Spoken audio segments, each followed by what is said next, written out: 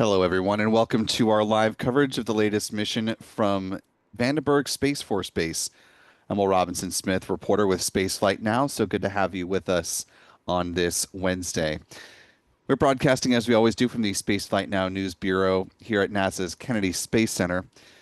And SpaceX and NASA are once again preparing for the forthcoming launch of NASA's Tracers mission, which will be joined by a host of other spacecraft. Tracer stands for Tandem, Reconnection, and Cusp Aerodynamics Reconnaissance Satellites. Certainly a mouthful, so we will go with the acronym Tracers for the duration of our broadcast. Makes it easier on you, makes it easier on me. We're currently T-minus 28 minutes and 30 seconds away from the planned liftoff of the Falcon 9 rocket at Space Launch Complex 4 East there at Vandenberg. Departure time set for the same as the opening of the window yesterday, same today, 11:13 a.m. Pacific, 2:13 p.m. Eastern, 18:13 UTC for those joining around the world.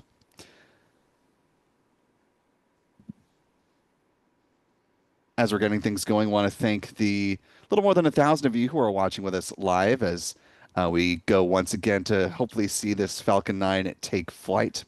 If you haven't already, you could do us a big favor just by clicking that like button and sharing the stream. Allows more folks to find their way into our live launch coverage today. Want to thank our moderator in the live chat, Jeff Hansen, or moderators, I should say, Jeff Hansen, Rick Donner, both with us at the moment. And if you do see any of the other mods cruise on in throughout the course of the broadcast, be sure to give them a big old Spaceflight Now hello.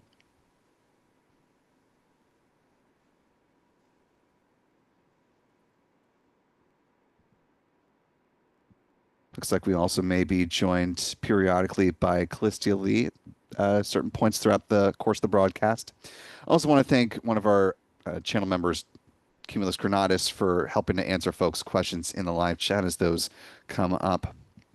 Speaking of channel members, our channel member community here on YouTube is a big part in making these live launch broadcasts happen. So thanks to folks like Glenn A., Mrs. Ed, Cookie WM, I'm Lita, Jim Fowley, Mike Franks, and many others. Dark Robe, hello to you. Channel membership comes with a number of perks, including discounts at our online shop, which is shop.spaceflightnow.com. Access to member-only videos here on YouTube, access to our members-only Discord server, and of course the ability to watch all of our live launch liftoff moments from here in Florida in 4K. Speaking of our merch shop, we do have a couple new additions that have popped in the shop.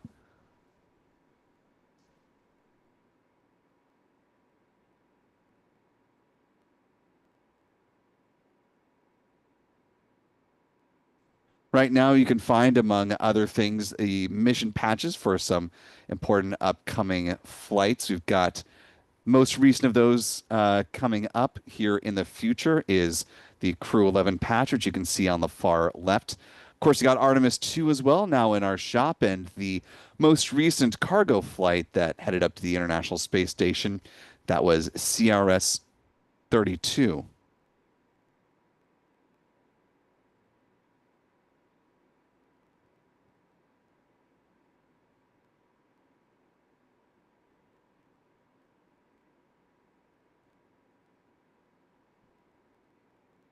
You can find all of these in our shop right now. Again, that is shop.spaceflightnow.com.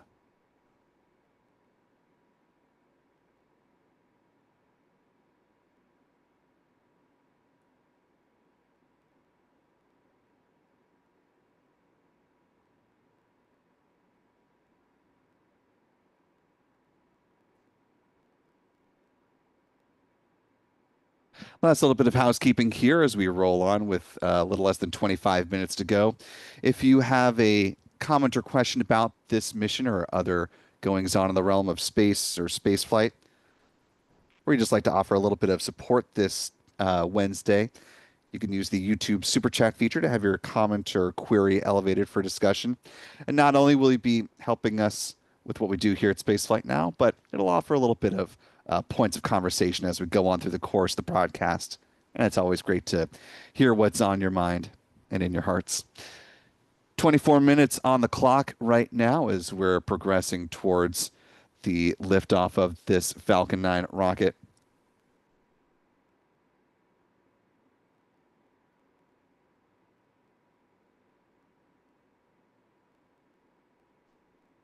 Taking a look at the weather outlook over the area of Vandenberg, you can see some of the clouds that were hanging around that neck of the woods are starting to recede out towards the Pacific and dissipate over land, which is certainly a good thing as we're about 23 and a half minutes ahead of liftoff. Love to see that trend continue. We shared a photo captured earlier today from the pad as photographed, we believe, by SpaceX, shared by NASA, showed quite a bit more cloud cover, and that appears to have been from earlier this morning. So glad to see that things are trending in a direction that will allow more folks to see this rocket once it does take to the skies, hopefully without any more interference from technical issues there. We didn't have an answer for you during our broadcast last time. We were talking pointedly about tracers, but just before liftoff of the O3BM power satellites from here in Florida over at Space Launch Complex 40, we did get a statement from the Federal Aviation Administration as to the reason why the scrub happened yesterday. Reading from what the FAA said, I'll quote them here. Quote, "A regional power outage in the Santa Barbara area disrupted telecommunications at the Los Angeles Air Route Traffic Control Center, which manages air traffic over the Pacific Ocean. As a result, the FAA postponed the SpaceX Falcon 9 tracers launch on Tuesday, July 22nd. The FAA took this action to ensure safety of the traveling public," end quote. So for those who were still curious and hadn't had a chance to check out our social media for that statement or saw that published as part of our pre-launch coverage story, that was the reason why they had to stand down from liftoff yesterday. Hopefully all that has been taken care of and seems to be the case as far as we're aware. So in just about 21 and a half minutes, we should see a good launch from Pad 4 East.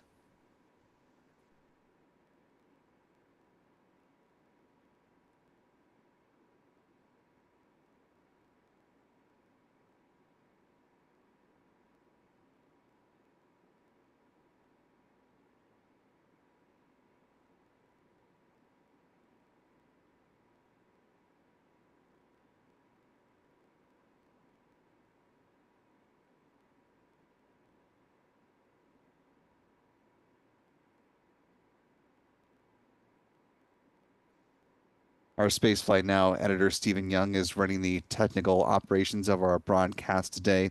Our photography team is taking a well-deserved break, of course, quite busy with yesterday's launch coverage, but we'll be back in action in the coming days as we do have another Starlink launch, which is now currently looking like the pre-dawn hours of Saturday morning, July 26th, here locally in Florida.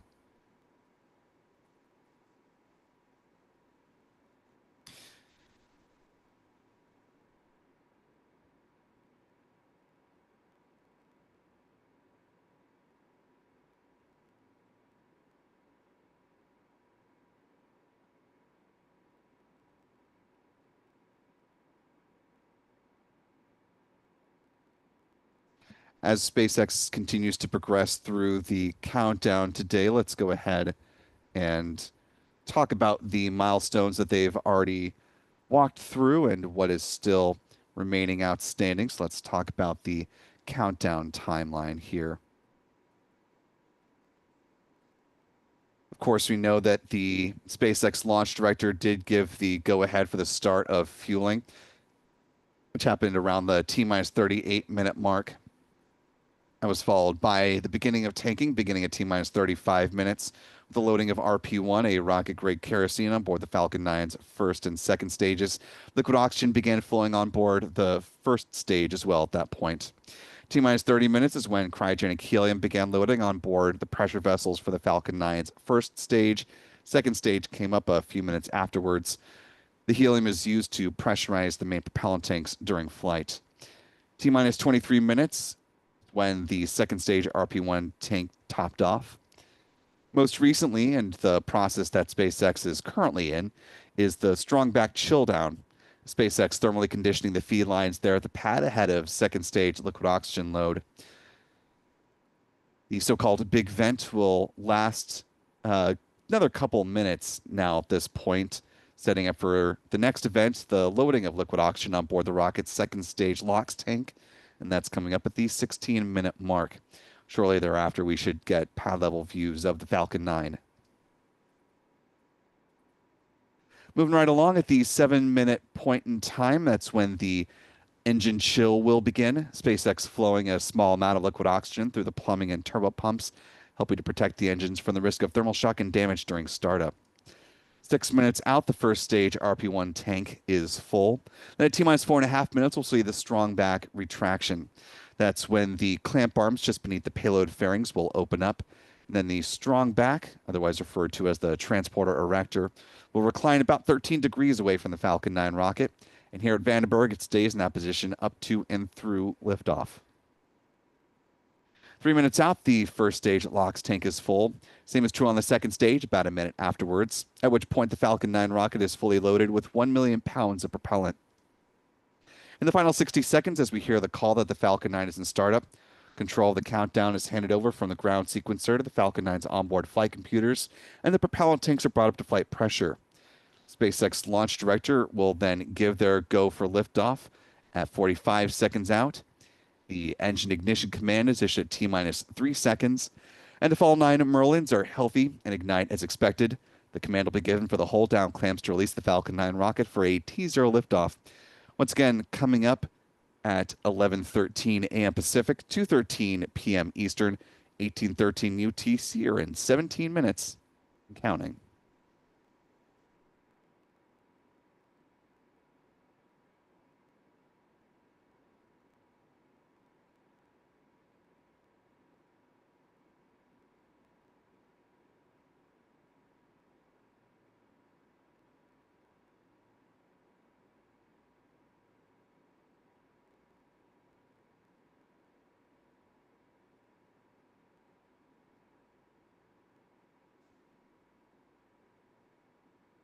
At this point, the so-called big vent should be tapering off, and SpaceX is preparing for loading liquid oxygen on board the rocket's second stage. I want to thank a couple folks for their support in the live chat as we continue to progress through the count. Our thanks to channel member and moderator Jeff Hansen for a $10 super chat. Thanks, Jeff. Really appreciate that.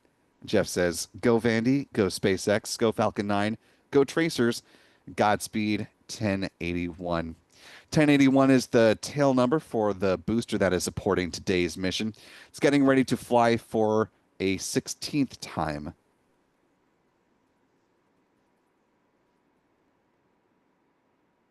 Some of the previous highlights of this particular booster include the launches of NASA's Crew 7 up to the International Space Station on board Dragon Endurance, the 29th Commercial Resupply Services mission,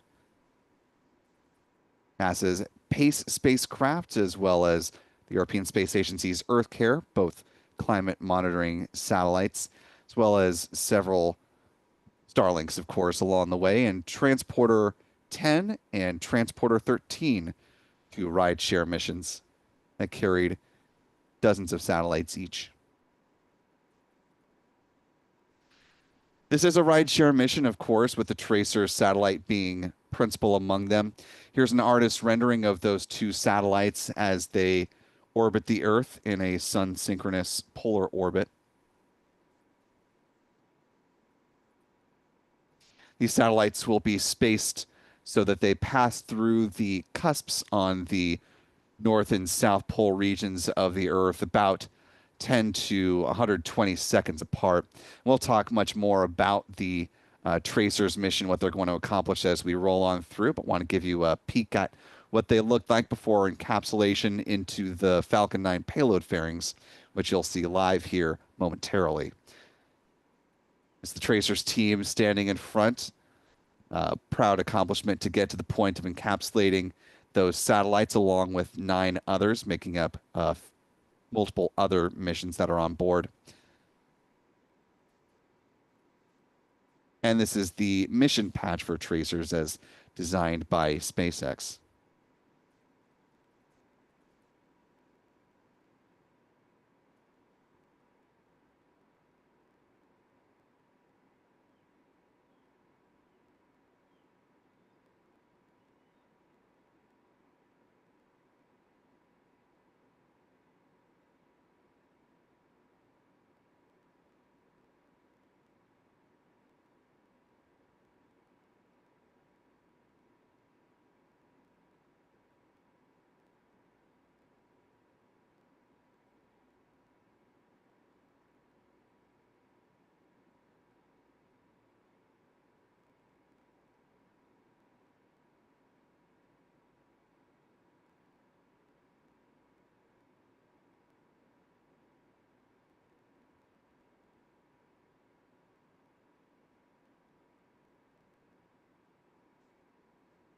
As you can see, we've got views now of the Falcon 9 rocket standing tall at Space Launch Complex 4 East at Vandenberg Space Force Base.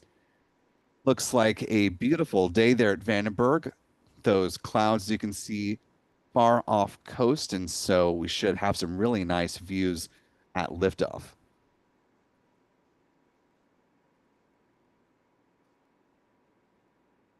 SpaceX commentators note that at this point, the range is ready to support, and the aforementioned issue, the power issue at Santa Barbara, is not expected to be an impact to today's mission.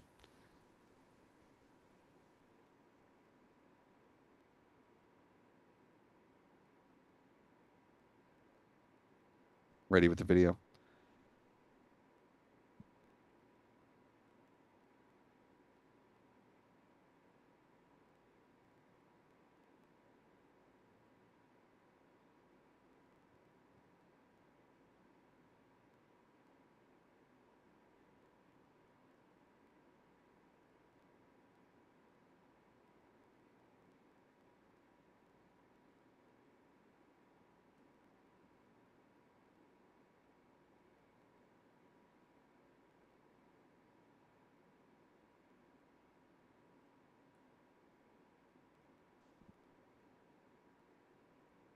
Currently T-minus 11 minutes, 30 seconds and counting.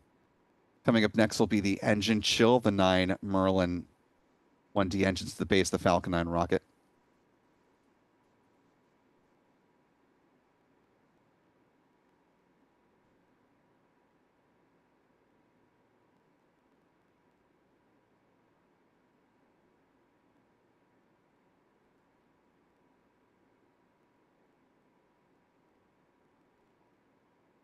Some really good news. SpaceX reports that there is a 0 probability for violating weather with today's mission, and that both the rocket and the spacecraft on board, all 11 satellites, are healthy and in good shape, ready to launch.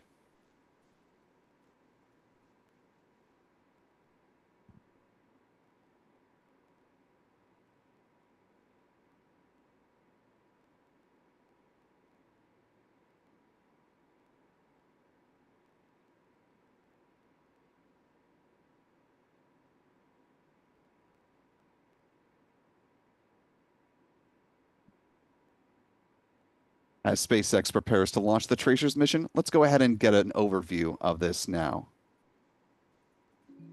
Earth is constantly bombarded by the solar wind, waves of dangerous charged particles from the sun traveling at speeds over 1 million miles per hour. Our planet's magnetic shield, the magnetosphere, protects us from the brunt of this technology imperiling force. But high above each of Earth's poles, there's one vulnerable spot in this shield, where solar wind is funneled straight down toward Earth and our technology, the polar cusps. These solar wind energies can negatively impact power grids, radio communications, satellites, and even astronauts, which is why understanding its mysteries and its pattern is key to protecting our future.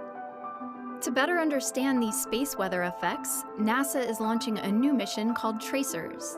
The two spacecraft will travel through the polar cusps to take groundbreaking measurements of magnetic reconnection, a process that occurs when the solar wind drags the sun's magnetic field into Earth's. When the sun and Earth's magnetic fields collide, there's a tremendous energy release. The magnetic field lines snap and reconnect, creating new field lines.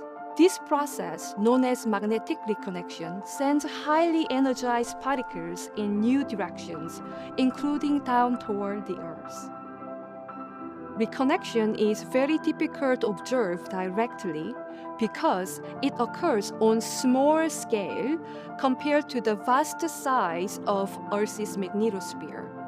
Magnetic reconnection happens in various places throughout the magnetosphere, but it is most easily studied at the polar cusps.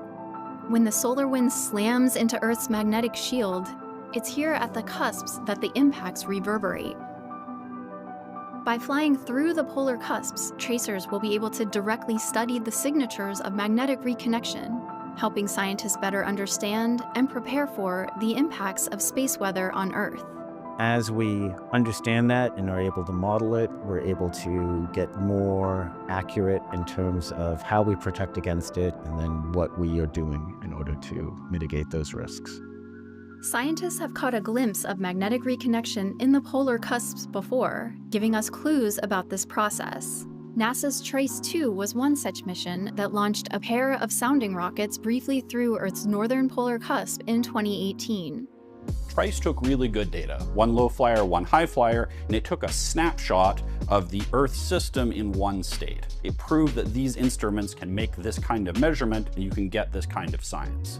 The only thing we could not do with TRICE, of course, was to make the measurement multiple times. One snapshot doesn't tell you how the whole Earth system is going to behave, particularly under all the variation that the solar wind brings us. A long-standing problem with space physics research is if this is the Earth, you fly a satellite through the physics you're looking at and you see something, and then it comes around in orbit later and you see something different. Building on TRICE-2's legacy, two Tracer spacecraft will take multiple measurements at the polar cusps by flying in rapid succession, less than 2 minutes apart. And so with these two spacecraft flying together, we can address this long-standing problem of trying to understand whether the signature that we see of a process called reconnection, when it changes, is that due to something turning on or off? Or is that just that we're flying from one region to another and so we see a change as we transition through that region? People have tried to solve this problem with various combinations of spacecraft, but without two dedicated spacecraft, it remains an open question as to what's going on. As the two Tracer spacecraft chase each other around Earth, they'll take a record-breaking 3,000 measurements of magnetic reconnection in the first year alone. These new observations will help scientists better understand and ultimately help defend us and our technology from the impacts of solar wind on Earth. So not only will it get a global picture of reconnection in the magnetosphere, but it's also going to be able to statistically study how reconnection depends on the state of the solar wind. This is going to really help us understand how to predict space weather in the magnetosphere. If we can understand in these various different situations, whether it happens suddenly, if you have one particular kind of event, it happens in lots of different places, then we have a better way to model that and say, here is the likelihood of seeing a certain kind of effect that would affect humans. That was one of our final interviews with Craig. Without him, the mission would simply not exist. Craig Kletzing, the original principal investigator for Tracers and professor at the University of Iowa, passed away in 2023. His legacy as a scientist and avid musician lives on through this mission. Two of his beloved guitar picks have even been integrated into the spacecraft.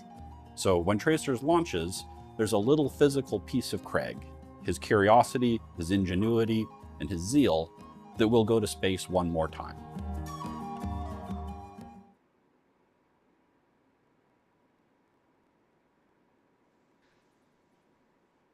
And with now coming up on 4.5 minutes, will be the beginning of strong back retract. Soon the clamp arms just beneath the payload fairings will open up, and then the transporter erector, otherwise referred to as the strong back, will recline about 13 degrees away from the Falcon 9 rocket. You can just see through the vapor around the rocket's second stage, those clamp arms have opened up, and we should start seeing that strong back movement. And there it goes.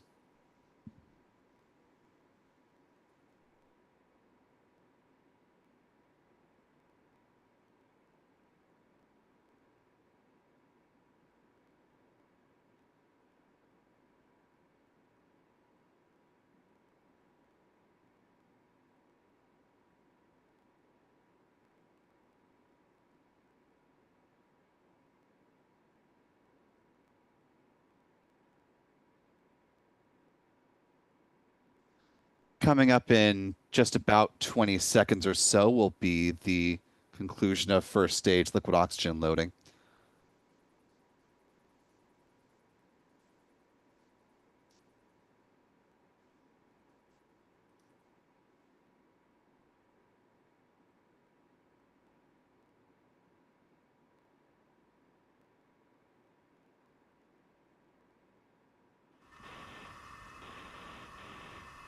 Now the tanks are also... Stage 1 LOX load is complete. And there's... Just heard the call for stage 1 LOX load being complete. We should hear a similar call regarding the second stage right around the 2-minute mark.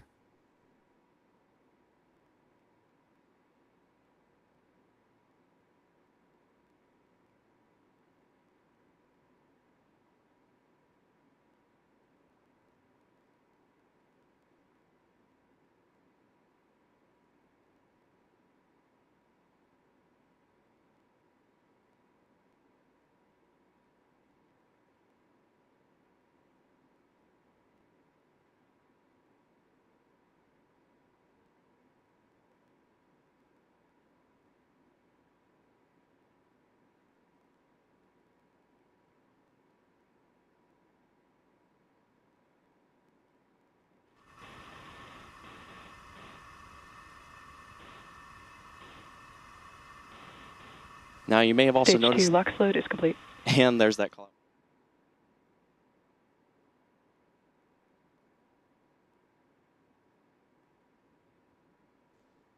And with that call, the Falcon 9 rocket is fully loaded with 1 million pounds of propellant. That additional venting you're seeing right now, those are the ground gas closeouts as SpaceX releases any remaining liquid oxygen within the feed lines there at the pad. Coming up on the final minute of the count as the rocket is going to enter into its automated startup. Appreciate the more than 4,600 of you who are with us watching live. If you haven't already, we'd certainly appreciate it if you could hit that like button, allow some more folks to find their way in this final minute.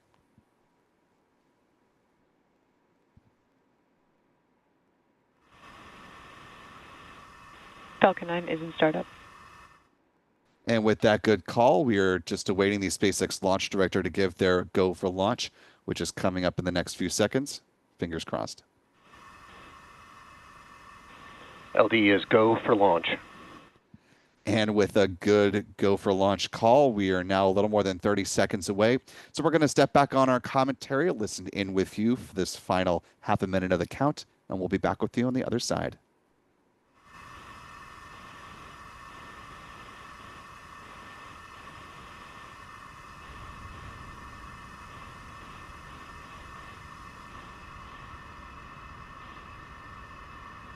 T-minus 15. T-minus 10. 9, 8, 7, 6, 5, 4, 3, 2, 1. Ignition.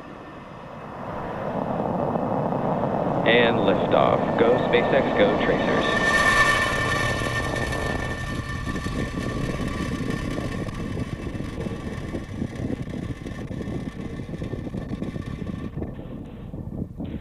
Vehicle is pitching downrange.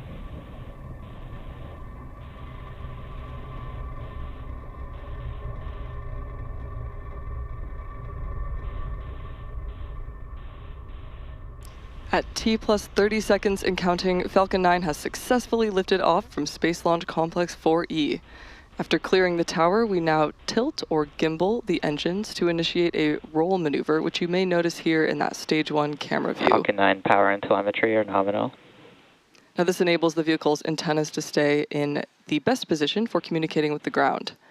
Coming up next, the vehicle will pass through max Q, which is the point of maximum aerodynamic pressure.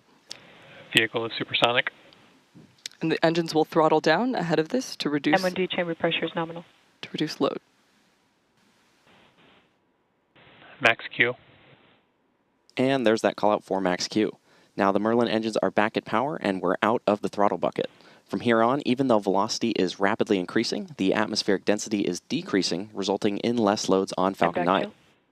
Now the rocket typically needs to go about 17,500 miles per hour horizontally in order to avoid gravity pulling it back down to Earth. And a little more than a minute and a half into the mission, as you have heard and can see, everything is moving along nominally with the beginning of NASA's Tracers mission flight. Coming up on a few events now in fairly rapid succession. We'll see first stage main engine cutoff at a little more than 2 minutes into flight, followed by stage separation. And then the booster is going to perform a flip maneuver. The engine on the second stage will reignite as the boost back burn begins. Let's listen in.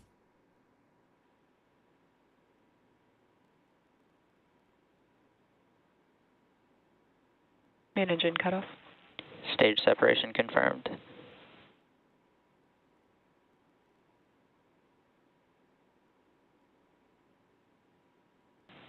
MVAC startup.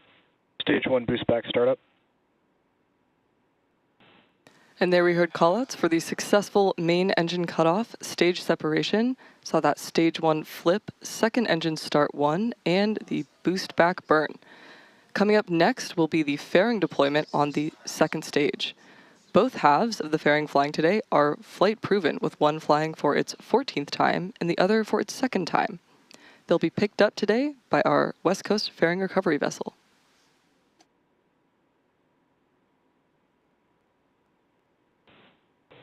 Fairing separation confirmed. And a really nice shot of fairing separation there, showing those 11 satellites, which will be deploying over the course of about an hour and 45 minutes in total. The first deployment is coming up at T plus 54 minutes and 30 seconds. You have the conclusion of the boost back burn that you see there on the left-hand side of your screen. Now, a little more than 3.5 minutes into the mission so far, the next milestone coming up is the start of the entry burn, in which the first stage booster will use 3 out of its 9 Merlin engines to begin to slow the vehicle down as it makes its way not towards the drone ship today, but in fact back towards land and a touchdown at landing zone 4.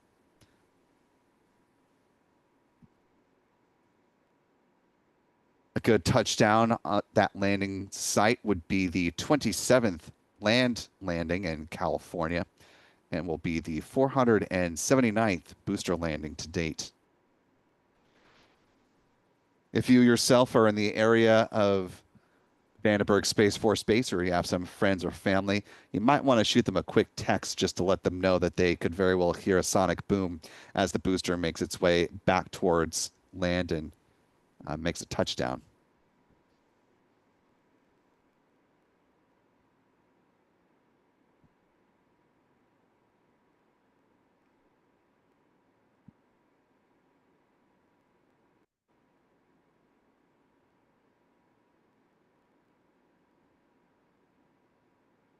The booster that you see here on your screen, for those who were not with us earlier in the broadcast, that is tail number 1081 in the SpaceX fleet, and you're watching it make its 16th return for a landing right now.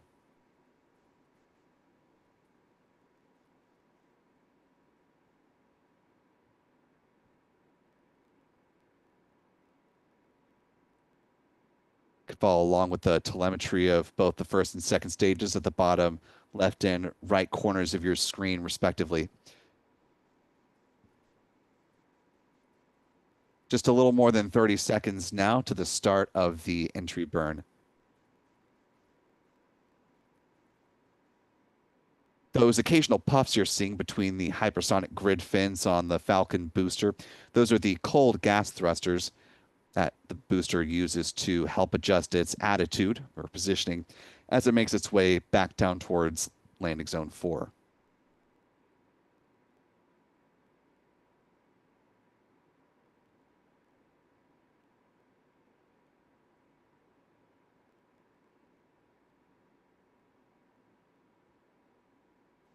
The entry burn has begun. This will last about 15 seconds in duration.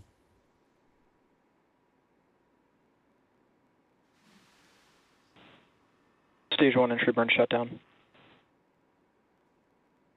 And with the conclusion of the entry burn, we're now just awaiting the start of the landing burn. You can see the ground camera has been trained now back again once more on the Falcon Booster 1081.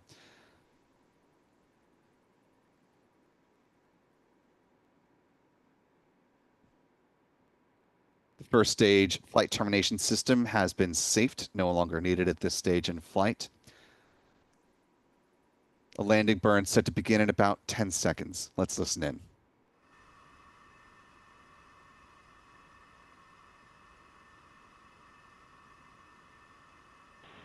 Stage 1 transonic.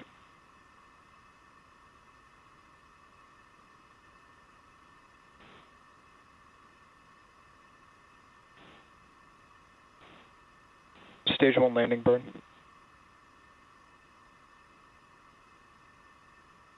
Stage 2 terminal guidance.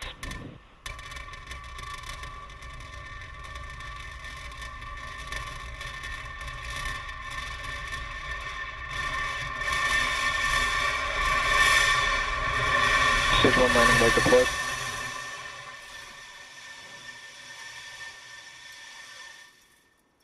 Stage 1 landing confirmed. Stage 2 FTS is saved. And a beautiful landing for back this shutdown. booster, marking the 16th flight of this first stage. Yeah, absolutely beautiful landing here, Amanda.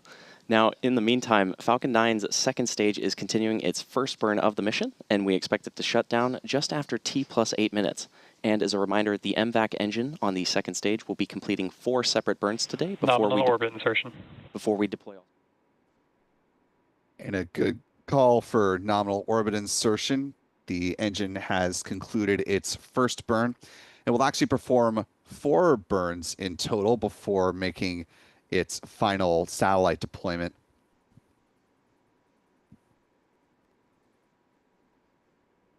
The upper stage at this point will enter in, well, it will continue on in the coast phase now. It has already entered into that. There will be burn number 2 coming up at about T+50 minutes and 44 seconds. That will be a brief 3-second burn, and that will start the deployment sequence.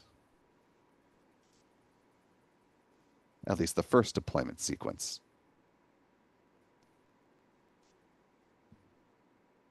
First up, if you saw SpaceX's launch page, it's what they're calling the BARD satellite.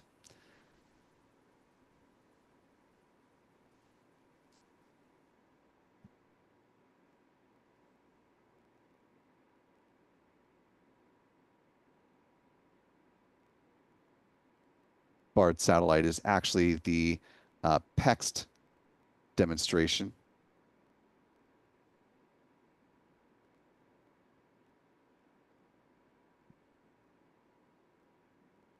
PEX is the polylingual experimental terminal.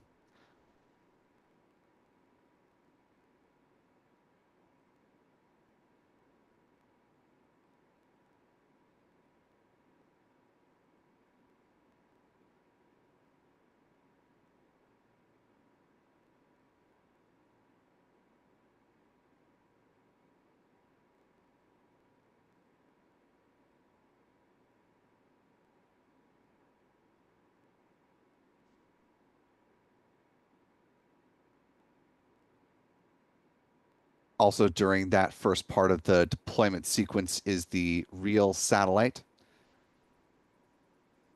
That is a CubeSat with a $5 million price tag from the folks over at Montana State University with NASA backing.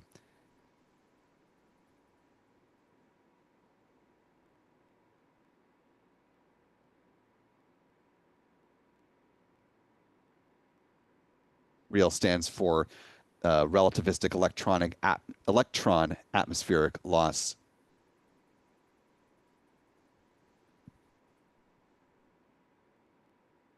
It's designed to study the forces that cause charged particles released by the sun and trapped in the radiation belts in our magnetosphere to, in their words, scatter and zip into the atmosphere along magnetic field lines. That can sometimes manifest as the northern lights.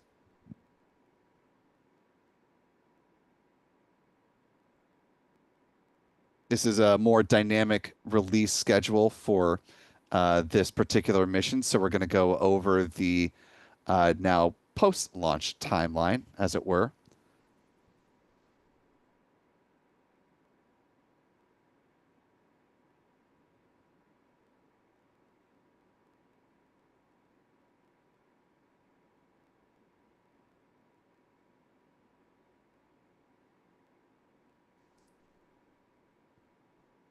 Popping away from the telemetry map, let's talk a little bit about the release schedule here. As mentioned, coming up next in the timeline of events will be the second burn of the Merlin vacuum engine, lasting 3 seconds in total. That'll be followed by the deployment of PEX, followed by the REAL satellite. There will then be a 1 second burn of the upper stage engine at T plus 1 hour, 5 minutes, and 40 seconds. Then we've got another roughly 25-minute coast phase before burn number 4, the last one before our second and final deployment sequence begins. Then we'll see the first of the 2 tracer satellites deploy at T plus 1 hour, 34 minutes, and 26 seconds. The second will come after that, about 6 minutes later.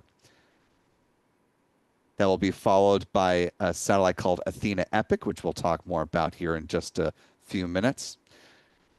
And you've got the LIDE satellite, and the Skycraft 4 series of 4 small sats. That'll conclude the deployment sequence at T plus 1 hour, 45 minutes, and 26 seconds. You caught a quick glimpse of a good chunk of those satellites when payload fairing separation occurred. At this point, you can see the Falcon 9 second stage is well over the Pacific Ocean, and that's why we don't have good onboard camera views at this particular time. That'll change once the upper stage gets back within the range of ground stations. And hopefully that will time out to be able to see the first burn, or the third burn of the second stage, lasting, again, just a really quick 1 second.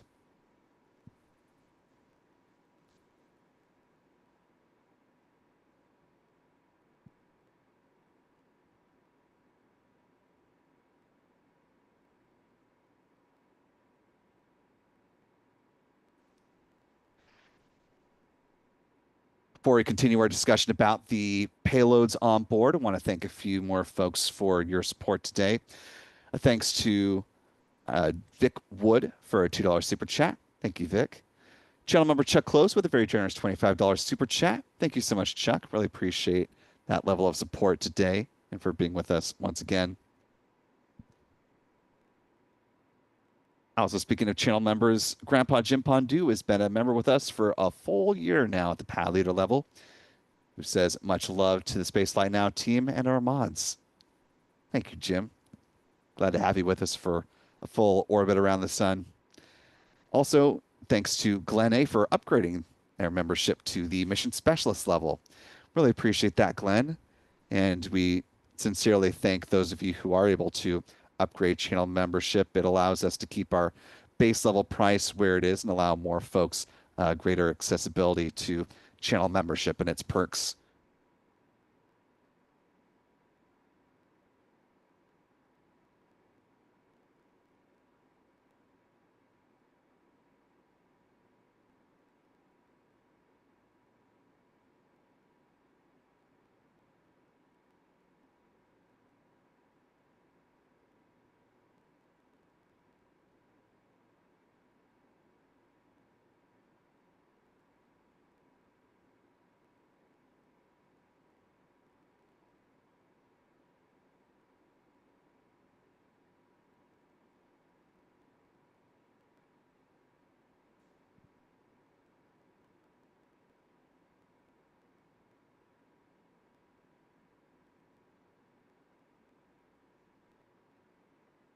Just a little more than 16 minutes into the mission so far. Again, the next milestone coming up will be the reignition of the Merlin vacuum engine on the second stage, about 50 minutes into the flight. Before I get there, I want to talk about the principal mission that is on board this Falcon 9 rocket today, the Tracer's twin spacecraft. We heard about them studying the interaction between the solar winds and the magnetosphere around the Earth, but you may be wondering why exactly there are two of them that are on board this mission and why that's such a key component of being able to study the cusps and the interaction between the sun and the Earth at that point on our planet, or those 2 points on our planet, I should say.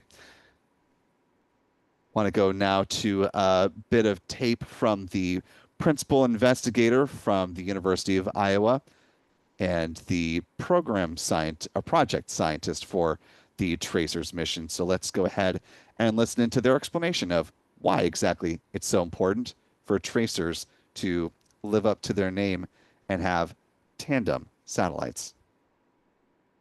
So we know that sometimes the solar wind is connecting to the Earth system, and sometimes it's basically being stood off. But we don't really know, does that process turn on or off quickly, or is it mostly always connected, it's just that the connecting point is moving around? So because Tracers has two spacecraft and they're chasing each other at a 10 to 120 second separation, we can use one measurement and then another measurement to pick apart, is this process turning on and turning off, or is this process kind of on but moving around? Well, the overarching question in understanding how much energy is transferred into the Earth system is to understand over what area does this happen and how does it happen in time. Does it happen a little bit here, a little bit over there? Does it happen all over the front side of the magnetosphere? And Tracers cutting through in the Earth's cusp down low is ideally positioned to see that. And the two spacecrafts are needed, well, think about it in terms of two boats on an ocean. When the two boats go up together, you know that the whole ocean is going up. If one goes up, then the other goes up, you might be seeing a wave that goes past you. And that's sort of a change in space and a change in time that we can disentangle, and that gives you the evidence to understand how well reconnection works. How well is the energy being transferred into our system, and thus we need to understand these details in order to make better predictions.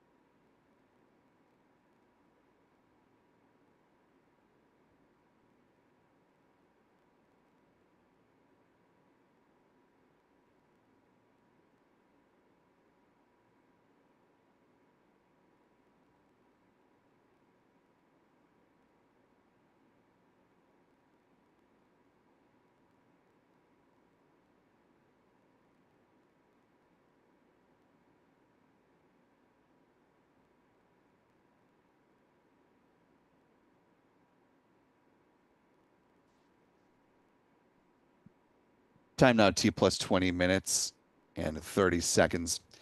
At this point, we still have about half an hour before the next milestone in this mission. That's going to be the reignition of that Merlin vacuum engine. I want to thank Sybil Zarat for a $10 super chat. Thank you, Sybil. Appreciate that support and for being an ongoing channel member. We're going to be back with you with additional commentary as we get closer to that second burn of the upper stage engine, but we don't want to leave you bereft of anything to listen to in the interim. So we're going to go ahead and crank up those space tunes, and we'll be back with you with commentary beginning again with that second burn at about T plus 50 minutes and 44 seconds. So till then, you're watching Spaceflight Now's live coverage of NASA's Tracers mission and many more.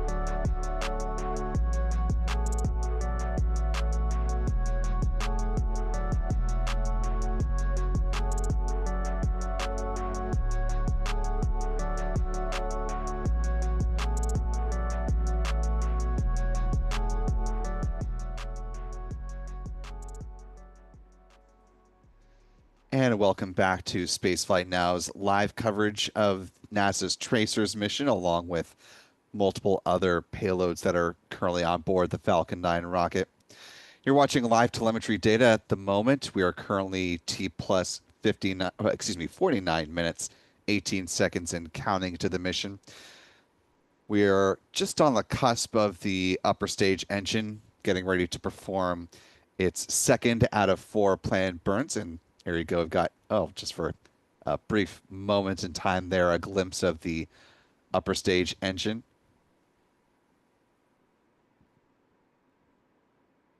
The burn set to happen at about T plus 50 minutes and 44 seconds, lasting roughly 3 seconds in total.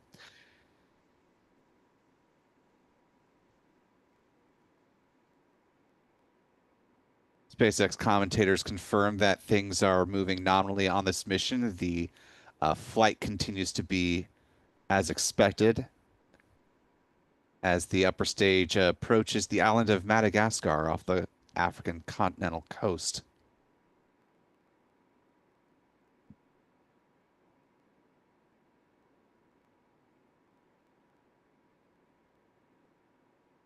commentator noting the call out for the burn coming in the next minute. So let's go ahead and listen in.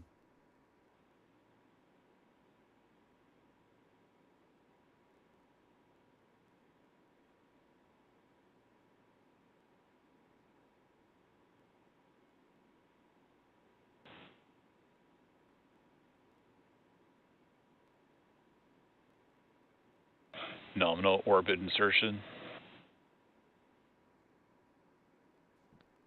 Well, we didn't hear the call out for the burn, but a good confirmation of a nominal orbit insertion means that the payload or that the upper stage is on a good trajectory now and is preparing for the first of the deployment sequences.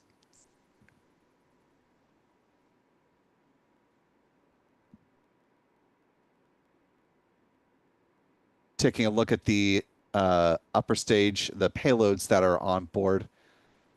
First is what, for some reason, SpaceX is referring to as BARD. That is the PEX spacecraft, which is part of NASA's SCAN, the Space Communication and Navigations Program.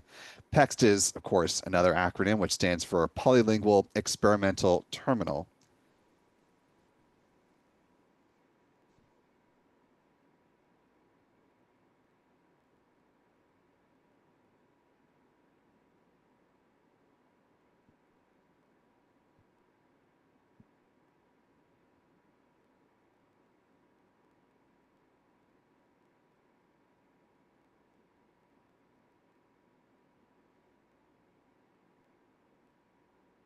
Bringing in a view of what the PEX spacecraft looks like in an artist's rendering.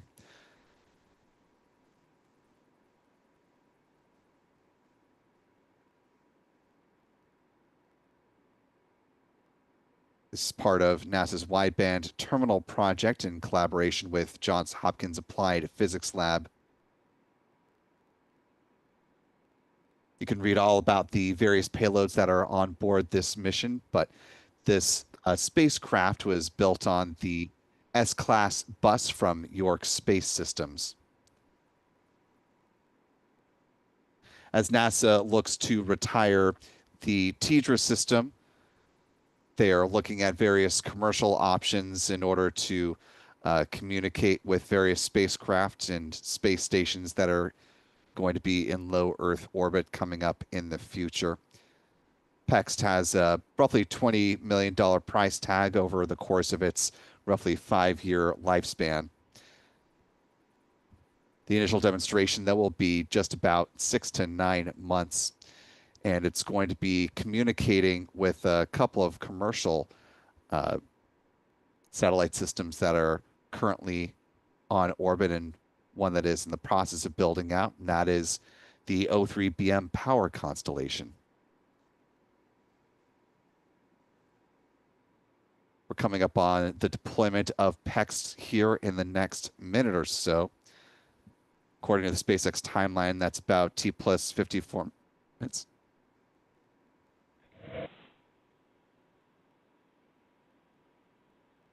And there it goes. And great call out there for payload deployment of the BARD mission. We're now waiting for confirmation of the real payload. Real separation confirmed. And great news there with real also being deployed. And with that first successful deployment, we're going to take a short break before the next event, which will be the second relight of the Merlin vacuum engine. So we'll see you back here at about T plus 1 hour and 4 minutes. And we saw good deployments of both the PEX spacecraft, which SpaceX refers to as BARD, and the REAL satellite came shortly thereafter. Just a quick note, the reason that was a little bit off from what I was saying, well, wish I had a better explanation of why exactly it was off, but the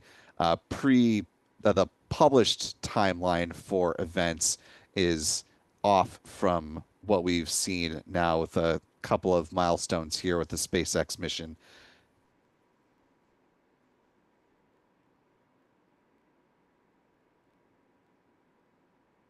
We also noticed that the ignition of the Merlin vacuum engine, the milestone SES2 or second stage engine start, was also off from what SpaceX had published ahead of time. So things are a little bit wonky as far as what we were told heading into the mission and what we've seen so far. So we will do our best as we kind of work around those peculiarities, we'll say, and provide you as much of a heads up, and be sure to not talk over the milestones as best we can. But just want to give that caveat that things are not as advertised. I'll phrase it like that. So far, we've got 2 good satellite deployments, 9 more to go, including, of course, the launches of, or the deployments, I should say, of both of NASA's tracer satellites.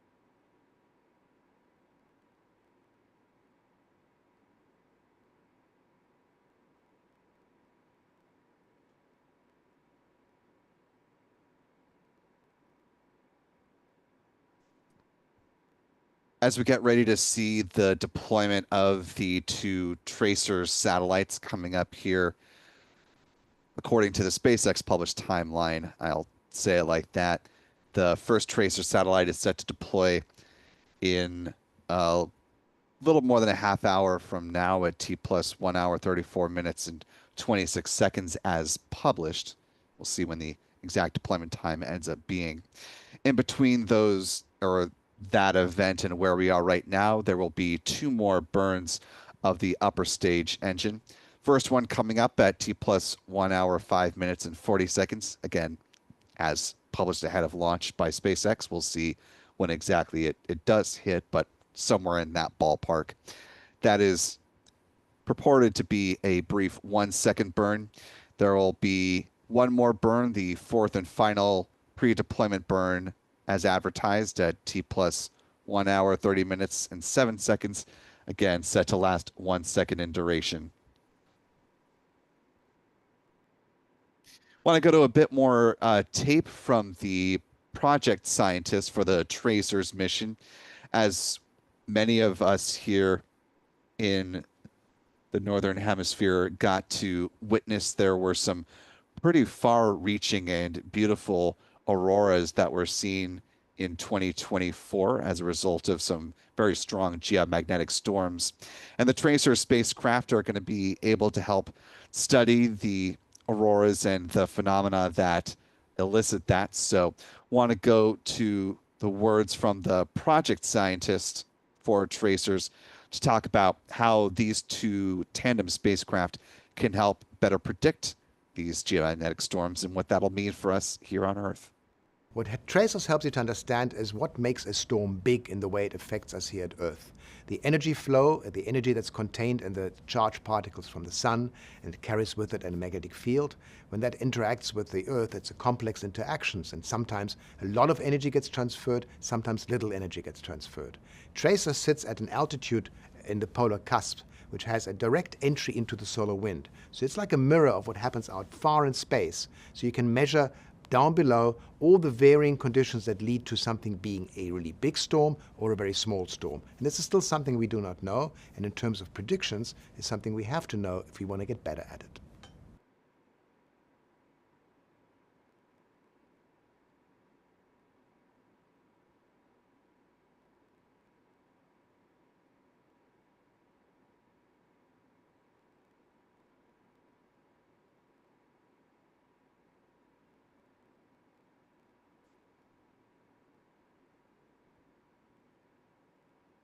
Now just a little more than an hour into the mission. Again, our next mission milestone coming up will be the third burn of the upper stage engine, which we are expecting just before the 6-minute mark, or 1 hour and 6 minutes into the mission.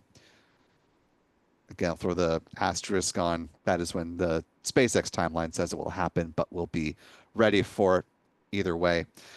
And as we're awaiting that happening, want to go to a little bit more from the project scientist who, in this part of the video, is talking about a phenomenon called magnetic reconnection, which is one of the phenomena that often comes up when discussing the Tracer's mission. And so here he explains exactly what that is and why it's important for tracers to be able to study it using these two spacecraft. You know, the solar wind, we mentioned that before, is carried from the sun, and it has embedded magnetic fields. And these magnetic fields have directions. They can be either northwards or southwards. And the Earth's magnetic field is fixed. It's controlled by the Earth's core. And it has always a fixed direction. And when these fields are in the same direction, not much happens. You know, it's like two spouts of water going in the same direction. There's not much action going on.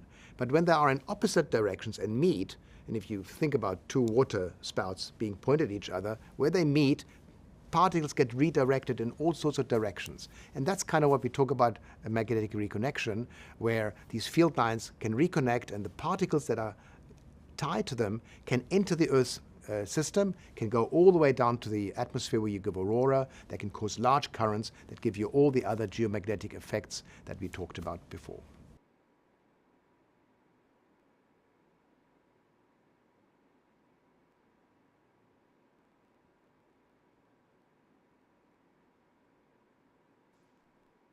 Time now T plus 1 minute 2 seconds, 2 minutes 24 seconds now in total. We're just a few minutes away from the point at which the upper stage engine should have a very brief relight. Again, as we intermittently have these upper stage engine views, we will keep our eyes and ears open and be sure to pause on our commentary so that you're able to hear any callouts that happen as they happen.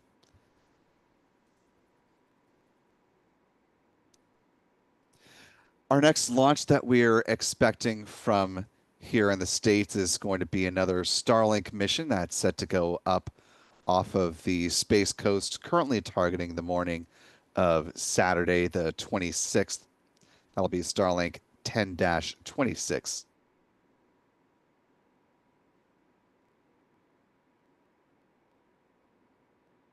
In between, Arianespace is set to launch their 5th Vega C rocket on the VV-27 mission, noting that that's the 27th launch of a Vega-type rocket. On board that particular mission are 4 of the Constellation Optique en 3D, or CO3D satellites. Those will head up into a low Earth polar sun-synchronous orbit at an altitude of about 502 kilometers. Also on board that Vega C mission will be the microcarb satellite from the French space agency CNES. We're coming up on that brief upper stage engine burn here. So let's go ahead and listen in. There are a few more major milestones coming up before we complete today's mission, and that is, of course, 2 additional MVAC relights and deployment of the remaining payloads from Falcon's second stage. That's right. The second stage Merlin vacuum engine is going to start and shut down 2 more times before those deployments begin. So let's listen in for the callout and watch for SES-3, which will be a very quick 1-second burn. We should be hearing that callout in just under a minute from now.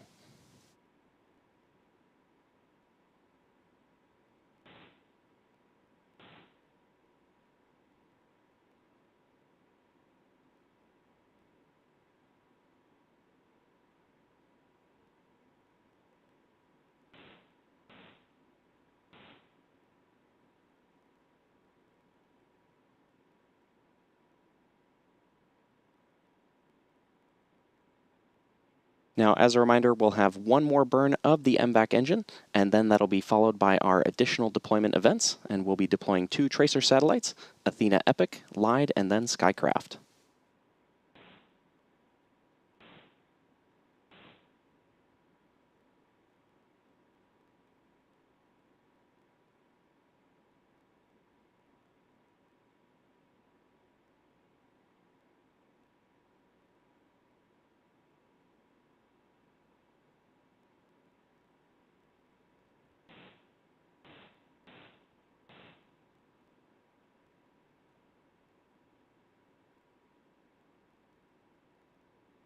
Nominal parking orbit.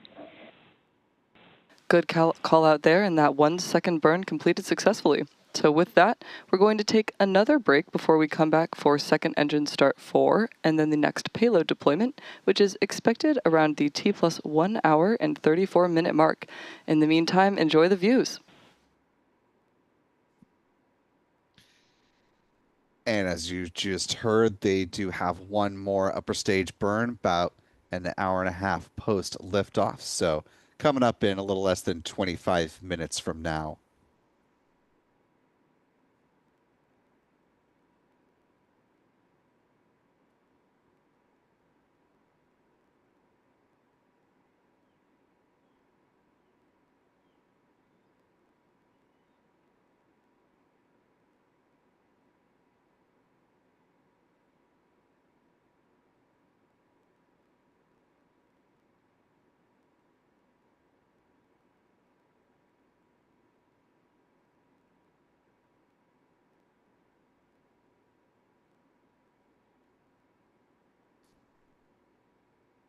And with a little more than 20 minutes ahead of us between now and the next milestone, that upper stage engine burn, we're going to go ahead and hit pause on our commentary and turn you back over to some space tunes as we continue to watch upper stage views as available and the telemetry of the Falcon 9 second stage that continues on into a nice orbital horizon there and looks like a nice sunrise.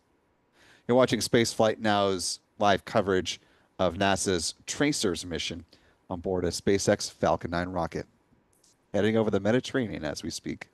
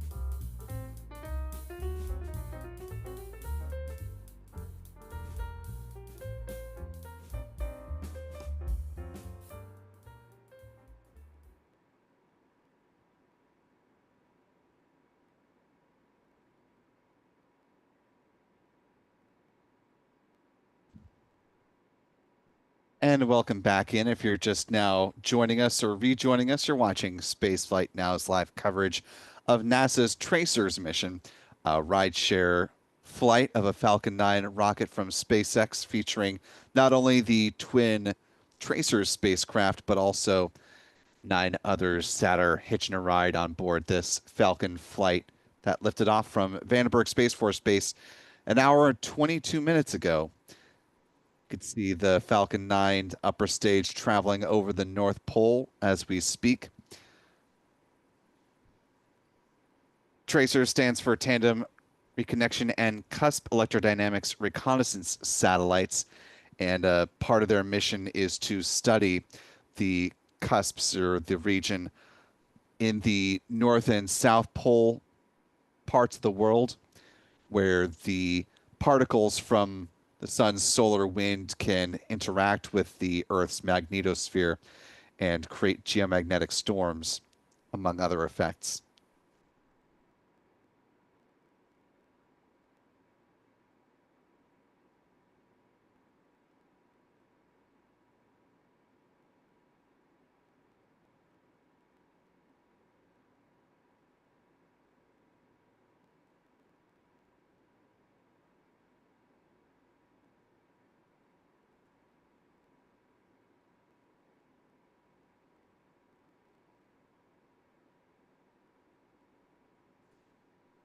Following the burn of the upper stage engine for its fourth and final time before this second deployment period at about T plus 1 minute and 30 seconds, that'll set up for the deployment of the first Tracer spacecraft about 4 minutes afterwards. So for those of you who are not with us at the beginning of the broadcast, or you're just now settling in, let's go ahead and give you an overview of the Tracers program, what these satellites are hoping to accomplish over the course of their lifespan once deployed on orbit. Earth is constantly bombarded by the solar wind, waves of dangerous charged particles from the sun traveling at speeds over 1 million miles per hour. Our planet's magnetic shield, the magnetosphere, protects us from the brunt of this technology-imperiling force. But high above each of Earth's poles, there's one vulnerable spot in this shield, where solar wind is funneled straight down toward Earth and our technology, the polar cusps. These solar wind energies can negatively impact power grids, radio communications, satellites, and even astronauts, which is why understanding its mysteries and its pattern is key to protecting our future. To better understand these space weather effects, NASA is launching a new mission called Tracers. The 2 spacecraft will travel through the polar cusps to take groundbreaking measurements of magnetic reconnection, a process that occurs when the solar wind drags the sun's magnetic field into Earth's. When the sun and Earth's magnetic fields collide, there's a tremendous energy release. The magnetic field lines snap and reconnect, creating new field lines. This process, known as magnetic reconnection, sends highly energized particles in new directions, including down toward the Earth. Reconnection is very difficult to observe directly because it occurs on small scale compared to the vast size of Earth's magnetosphere. Magnetic reconnection happens in various places throughout the magnetosphere, but it is most easily studied at the polar cusps. When the solar wind slams into Earth's magnetic shield, it's here at the cusps that the impacts reverberate. By flying through the polar cusps, tracers will be able to directly study the signatures of magnetic reconnection, helping scientists better understand and prepare for the impacts of space weather on Earth. As we understand that and are able to model it, we're able to get more accurate in terms of how we protect against it and then what we are doing in order to mitigate those risks. Scientists have caught a glimpse of magnetic reconnection in the polar cusps before, giving us clues about this process. NASA's TRACE-2 was one such mission that launched a pair of sounding rockets briefly through Earth's northern polar cusp in 2018. TRICE took really good data, one low flyer, one high flyer, and it took a snapshot of the Earth system in one state. It proved that these instruments can make this kind of measurement and you can get this kind of science. The only thing we could not do with TRICE, of course, was to make the measurement multiple times. One snapshot doesn't tell you how the whole Earth system is going to behave, particularly under all the variation that the solar wind brings us. A long-standing problem with space physics research is if this is the Earth, you fly a satellite through the physics you're looking at and you see something, and then it comes around in orbit later and you see something different.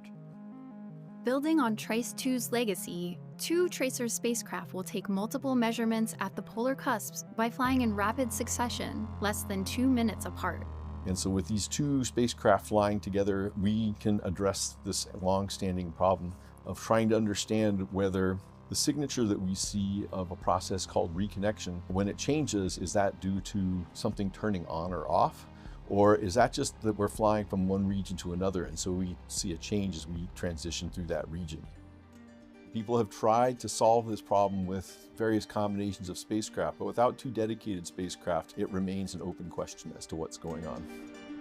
As the 2 Tracer spacecraft chase each other around Earth, they'll take a record-breaking 3,000 measurements of magnetic reconnection in the first year alone. These new observations will help scientists better understand and ultimately help defend us and our technology from the impacts of solar wind on Earth. So not only will it get a global picture of reconnection in the magnetosphere, but it's also going to be able to statistically study how reconnection depends on the state of the solar wind. This is going to really help us understand how to predict space weather in the magnetosphere. If we can understand in these various different situations, whether it happens suddenly, if you have one particular kind of event, it happens in lots of different places, then we have a better way to model that and say, here is the likelihood of seeing a certain kind of effect that would affect humans. That was one of our final interviews with Craig. Without him, the mission would simply not exist. Craig Kletzing, the original principal investigator for tracers and professor at the University of Iowa, passed away in 2023. His legacy as a scientist and avid musician lives on through this mission. 2 of his beloved guitar picks have even been integrated into the spacecraft. So when Tracers launches, there's a little physical piece of Craig, his curiosity, his ingenuity, and his zeal that will go to space one more time.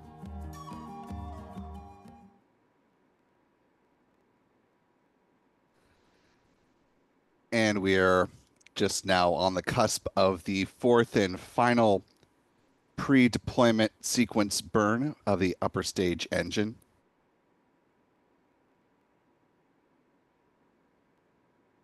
This will last for just about a second in duration, so let's go ahead and listen in for that call up.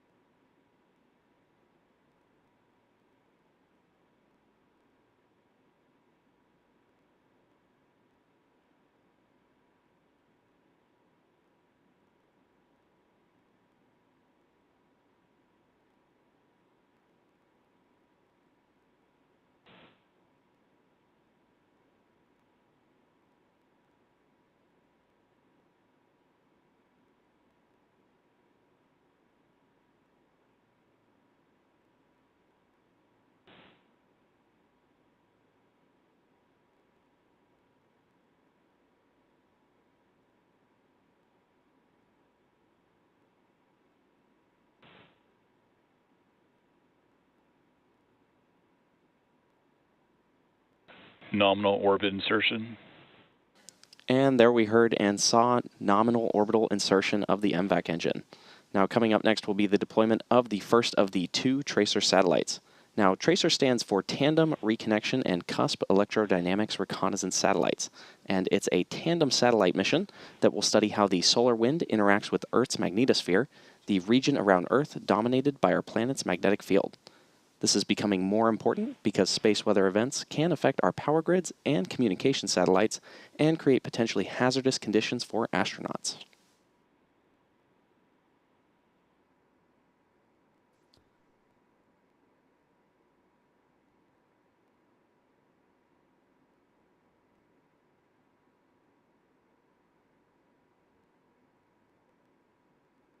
A nice view of the payload stack as we just saw the telemetry data. The upper stage is now heading back out over the Pacific Ocean.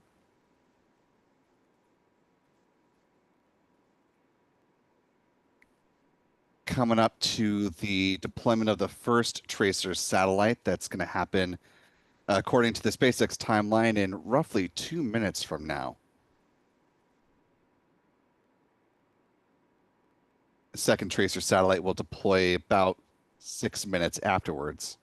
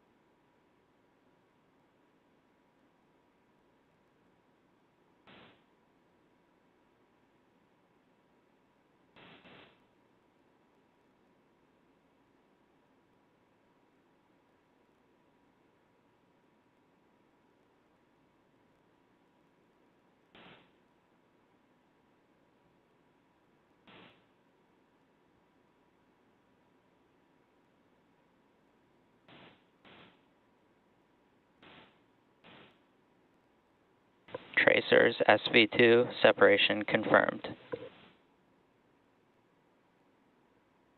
And there we have it, successful deployment of the first of 2 Tracer satellites, and a beautiful view on screen there. Our next deployment will be the second Tracer satellite in about 4 minutes. So we're going to take a quick break. We'll be right back for our final deployments of the mission, and we'll see you soon.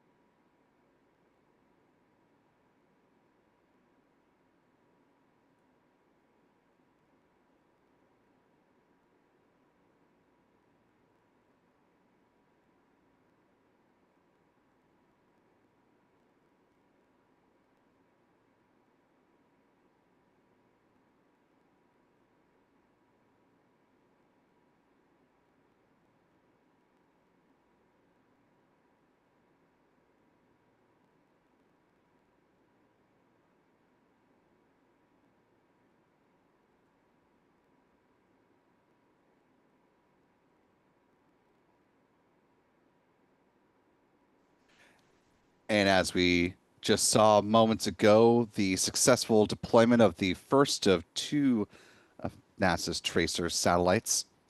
Before we go ahead and see the second one be deployed, which is coming up now in roughly 4 minutes and some change, let's go ahead and listen back at some of the principles involved in this mission to talk about why it's so important for there to be two tracer satellites and not just one. So we know that sometimes the solar wind is connecting to the Earth system, and sometimes it's basically being stood off. But we don't really know, does that process turn on or off quickly, or is it mostly always connected, it's just that the connecting point is moving around?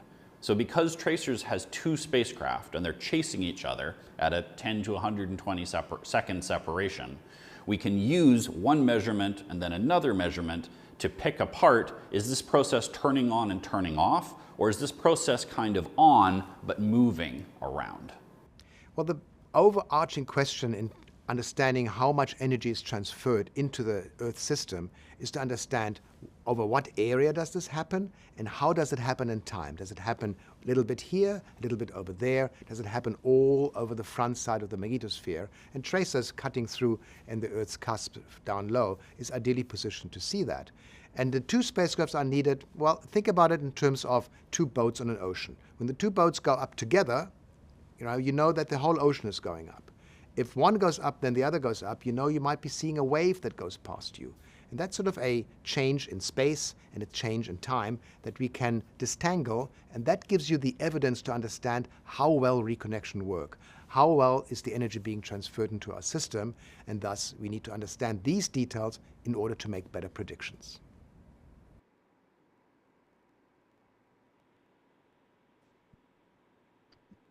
And now that we've got a refresher on why there are two tracer spacecraft, let's watch as the second one prepares to deploy.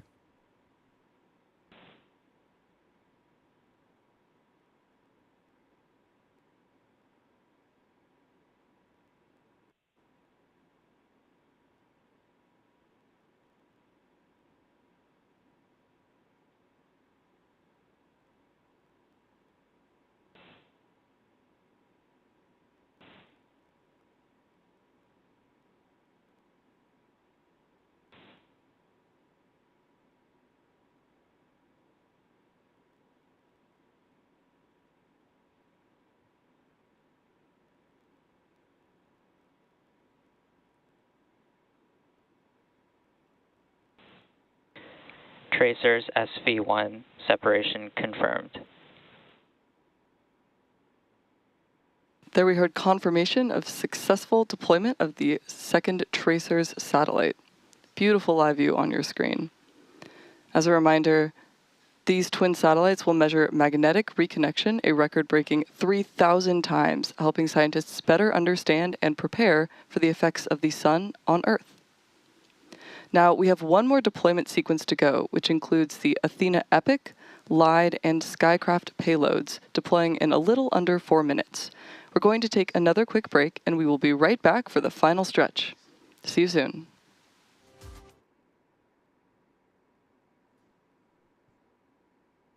And a good deployment of the second tracer spacecraft as the upper stage of the Falcon 9 continues to coast over the Pacific Ocean. Just coming up to the east of Hawaii by the looks of it.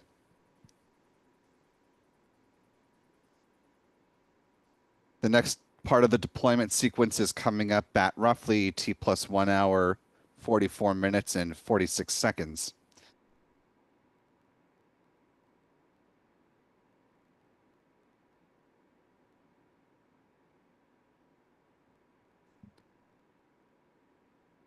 Satellite that's deploying next is called Athena Epic. Epic stands for Economical Payload Integration Cost.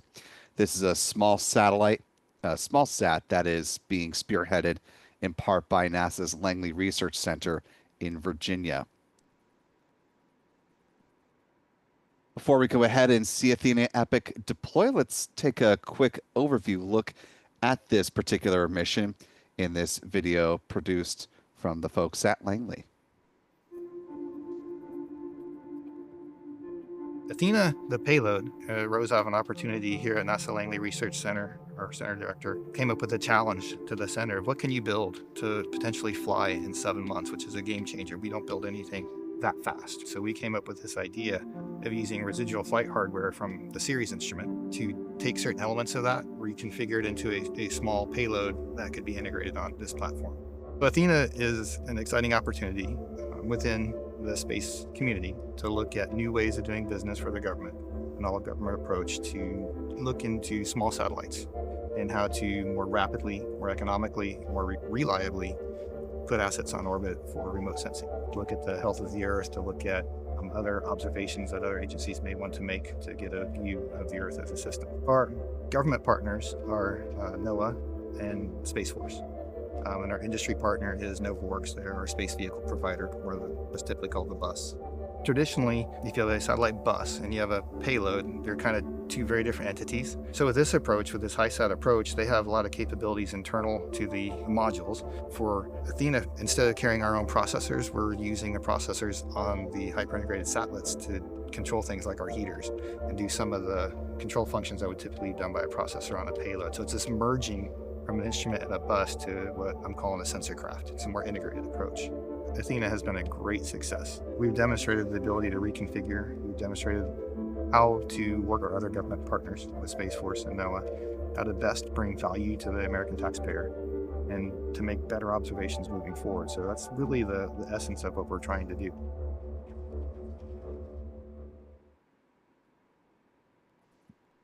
Time now T plus. And Athena Epic now separating ahead of the announced schedule. SpaceX also missing that call out with their commentators, but just saw good visuals of Athena Epic making its way. Lead following that. Let's go ahead and listen in since SpaceX is ahead of their timeline.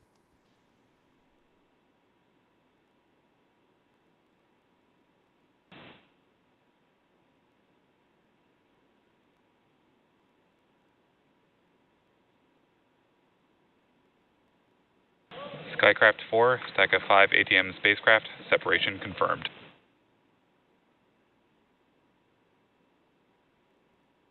And there was successful deployment of the Skycraft payload.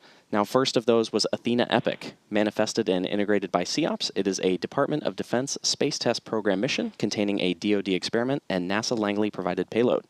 The roughly 110 kilogram satellite serves as demonstration of rapidly reconfigurable satellite architecture, multi-agency collaboration, and critical top-of-atmosphere energy measurement. And it is funded by the DoD SDP, NASA, NOAA, and the U.S. Space Force's Space Systems Command, and is designed, built, and operated by NovaWorks. Now, the second deployment, the LIDE mission, is from the European Space Agency and aims to demonstrate direct 5G broadband connectivity from low Earth orbit to small ground terminals, bringing high-speed connectivity to even the most remote areas. The mission spacecraft was designed and built by TIVAC International, an Italian consortium.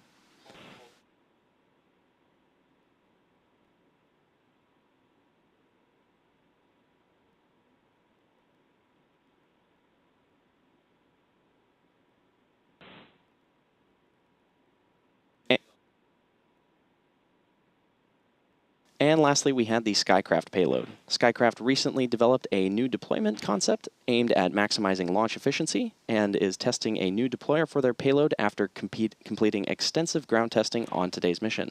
Skycraft is committed to making a meaningful difference in the lives of people throughout regions in jungles and island chains.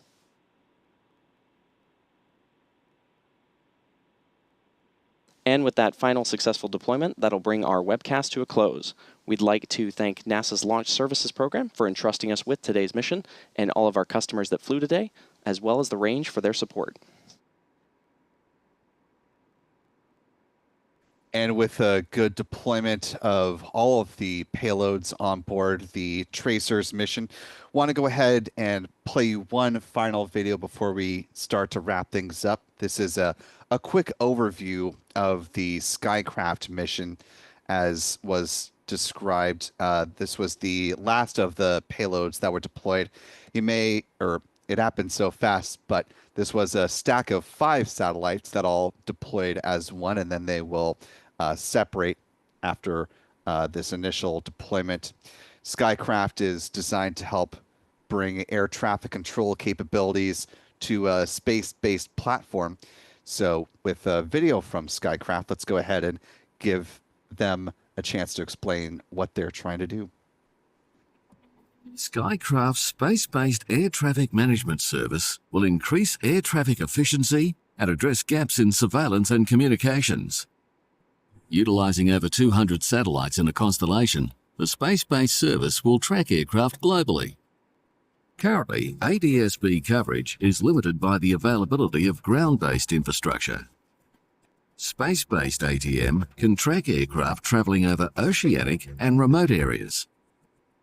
In addition to ATM surveillance using ADS-B, the Skycraft ATM service also delivers real-time voice and data communication over VHF between air traffic controllers and pilots using voice and data to enhance the efficiency of air traffic. Operating in low Earth orbit across 7 orbital planes, the satellite constellation provides global coverage. Delivering global service, the satellites that make up Skycraft's ATM constellation are designed and manufactured in Canberra, Australia, and utilise suppliers from across regional Australia for a resilient supply chain.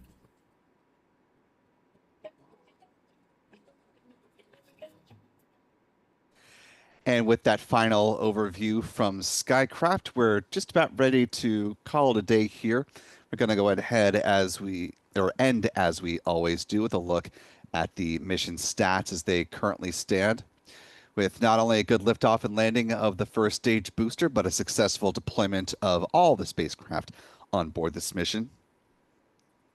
This was the 16th flight of Falcon 9 booster 1081. This marked SpaceX's 507th Falcon 9 launch to date, the 90th of the year so far. This was the company's 154th orbital launch within the last 365 days, the 137th orbital launch from Space Launch Complex 4 East, and the 205th overall orbital launch from this pad as well. Here's a look at the Falcon family of rockets bar chart year over year. You can see that SpaceX has just nearly caught up to the total number of launches from 2023, looking to end 2025 with a total of at least 170. That's their stated goal, at least. Moving on to some recovery stats. This was the 27th good landing back at LZ4, Vandenberg. That marked the 91st SpaceX landing and the 479th booster landing for a Falcon rocket to date.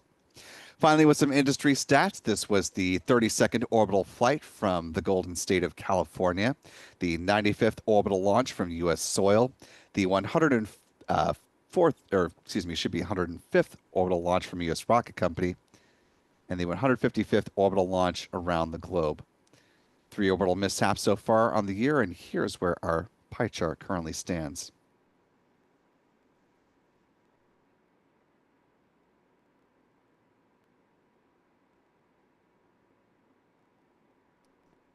Want to give a big thank you to our moderators who've been helping us out in the live chat, to Rick Donner and Jeff Hansen. Appreciate the both of you, and to channel member Cumulus Granatus for helping to answer folks' questions in the live chat throughout the course of a quite lengthy broadcast today.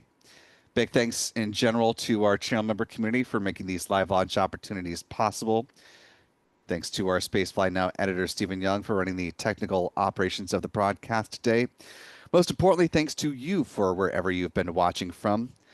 As a reminder, we've got our next local launch here in the United States coming up on Saturday morning. That'll be the flight of Starlink 10-26, lifting off in the pre-dawn hours of, again, Saturday morning, July 26th. Looking for a departure time at around 4:28 a.m. Eastern, 8:28 UTC, if all things hold as expected right now. For all of us here at Spaceflight Now, I'm Will Robinson Smith. Remember, Be good to yourselves, be good to others, and we will see you next time, folks. And until then, bye-bye.